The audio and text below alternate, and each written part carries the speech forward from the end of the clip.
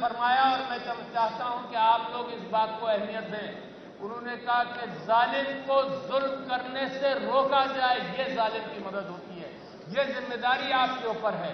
تو میں ایک عوامی کیفیت سے آپ کے سامنے جو بات رکھنا چاہتا ہوں اس کے اندر میں ایک بات آپ سے یہ کہنا چاہتا ہوں کہ حضرت ابوبکر نے میرے نبی کو یہ کہتے سنا کہ جی 3 لوگ جنت میں نہیں جا سکتے. کون سے 3 لوگ؟ اور آج کل کی سیاست میں اور پاکستان کے اندر وہ آپ کو نظر آ جائیں گے. میرے کہنے کی ضرورت نہیں ہے کہ کون 3 لوگ جنت میں نہیں جا سکتے. ان میں یہ کہا کہ ایک وکیل اور کنجوس ہو، دوسرا جو دھوکے باز ہو، اور تیسرے یہ کہ خیانت کرنے والا افسر ہو یا جج ہو جو خیانت کرے وہ جنت میں نہیں جا سکتا. تو میں تو ان چیزوں کا پیروکار ہوں. میری تو خواہش وہ ہے کہ ویسا پاکستان بنے جس پاکستان کے اعتبار سے حامد خان صاحب نے اور عمران خان صاحب نے مل کر پاکستان تحریک انصاف کی داغ بیل ڈالی تھی. وہ پاکستان چاہیے، وہ پاکستان چاہیے جو قائد اعظم نے جس کے متعلق سوچا تھا، جہاں پر انصاف ہو، عورتوں کے ساتھ انصاف ہو، مظلوم کے ساتھ انصاف ہو. میں آپ کو یہ بھی بتانا چاہتا ہوں کہ میرے نبی کی زندگی کی شروعات کے اندر ان کی شہرت کی بنیاد انصاف تھا. ان کی شہرت کی بنیاد وہ کمیونٹی تھی جس کے ساتھ زیادتی ہوتی تھی.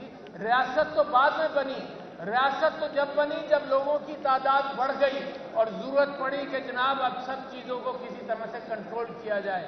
آپ اس بات سے بھی واقف رہیں کہ اسلامی ریاست کا قانون جو تھا وہ کبھی ریاست نے نہیں بنایا. اسلامی ریاست کا قانون فقہا نے، علماء نے اپنے فیصلوں کے ذریعے بنایا.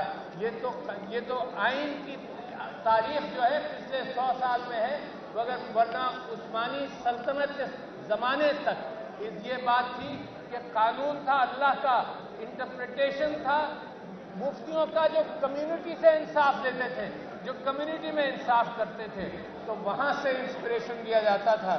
میں آپ کو ان قاضیوں کا ذکر کرتا ہوں جن قاضیوں پر نے اسلام کی تاریخ لکھی. اس حوالے سے قاضی ابو عمر جب تیونس گئے تو انہوں نے تیونس جانے سے پہلے یہ کہا کہ میں جا رہا ہوں، میری چیزیں دیکھ لو. میری ایک بیوی ہے وہ میرے ساتھ ہے، میرے ساتھ ایک گٹھڑی ہے جو کتابوں کی گٹھڑی ہے، میرا ایک چوغا ہے، چند کپڑے ہیں، اور میں تمہیں دکھا رہا ہوں کہ میں جا رہا ہوں تیونس چیف قاضی بن کر، اور جب واپس آؤں گا تو پھر میرا حساب لینا کہ یہی چیزیں میرے پاس ہیں. اور جب وہ بوڑھے ہو گئے، ریٹائر ہو کر جب واپس آئے، پھر انہوں نے مجمع بندرگاہ پر جمع کیا اور کہا کہ دیکھو جو 3 چیزیں لے گیا تھا وہی 3 چیزیں لے کر آیا ہوں. یہ وہ پاکستان ہے جس کے اندر کسی کے اوپر آپ سوال کریں کہ تمہاری جائیدادیں کہاں سے آئی، تو وہ کہتے ہیں کہ سوال یہاں مت کرو، نیچے کی عدلیہ سے شروع کرو.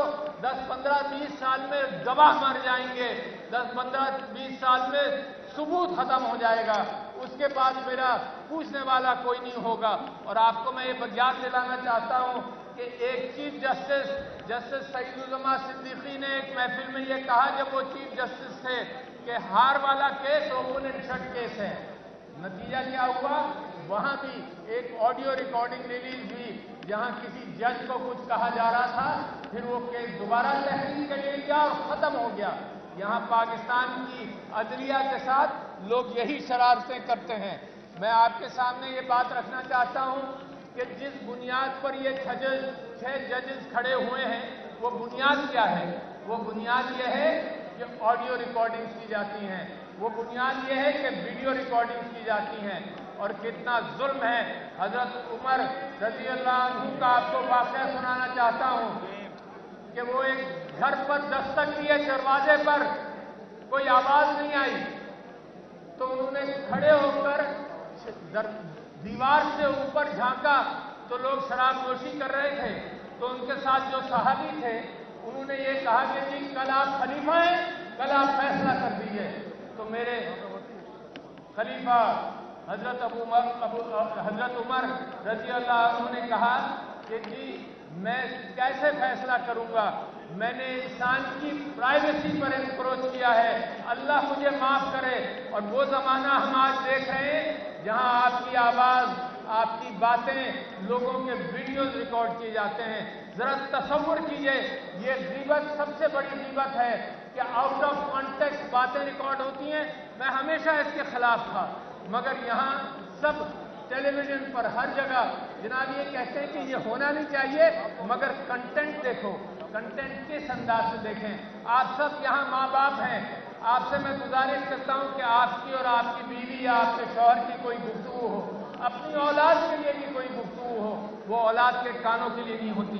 ये कैसा है कि हमारी गुफ्तगू और लोगों की गुफ्तगू आम की जाती है और सिर्फ शरारतन आम की जाती है, दहशतगर्दी के हवाले से रिकॉर्डिंग की जाती हैं और ये माशरा ख़त्म और तबाह किया जा रहा है। मैं आपसे ये बात करना चाहता हूँ कि ये एक एलीट कैप्चर है जो पाकिस्तान में हो गया है।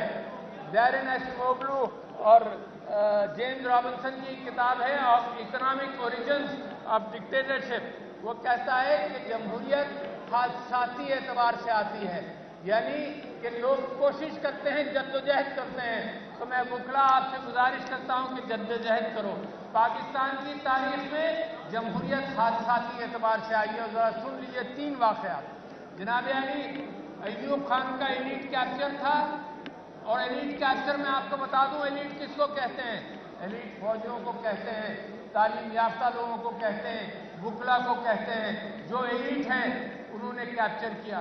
फिर हादसा हुआ 71 का, फिर जमहूरियत आई, फिर ज़ियाउल हक साहब ने फिर कैप्चर किया, फिर हादसा हुआ ज़ियाउल हक साहब का अपना, फिर जमहूरियत वापस आई। उसके अंदर भी शरारत होती रही। फिर मुशर्रफ साहब ने कैप्चर किया, फिर बेनज़ीर की शहादत हुई, फिर जमहूरियत वापस आई। तो पाकिस्तान जो है वो हादसाती एतबार से उसके अंदर जमहूरियत आई है। मैं आपसे गुजारिश करता हूं कि 2 चीज़ों पर मैं अपनी गुफ्तगू ख़त्म करूंगा। नंबर 1 कि इंसाफ का बोलबाला जब तक पाकिस्तान में नहीं होगा, पाकिस्तान आज़ाद नहीं होगा।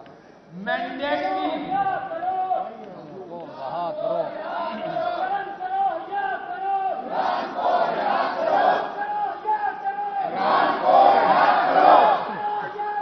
इमरान को रिहा करो, इमरान को रिहा करो, इमरान को रिहा करो, इमरान को रिहा करो, इमरान को रिहा करो, इमरान को रिहा करो, इमरान को रिहा करो। मेरी 2 दरखास्तें थी, जो दूसरी होने वाली थी उसके नारे आपने लगा दिए। मेरी पहली दरखास्त ये थी कि मैंडेट की कदर करो। मैंडेट इंसाफ से आया है, लोगों ने दस्तक दी है। पाकिस्तान में इंसाफ वहीं से शुरू होगा। और दूसरी मेरी बात ये थी कि इमरान खान साहब के साथ इंसाफ हो और इमरान खान साहब को रिहा किया जाए। ये जिम्मेदारी सारी कौम की जिम्मेदारी है। बहुत शुक्रिया। पाकिस्तान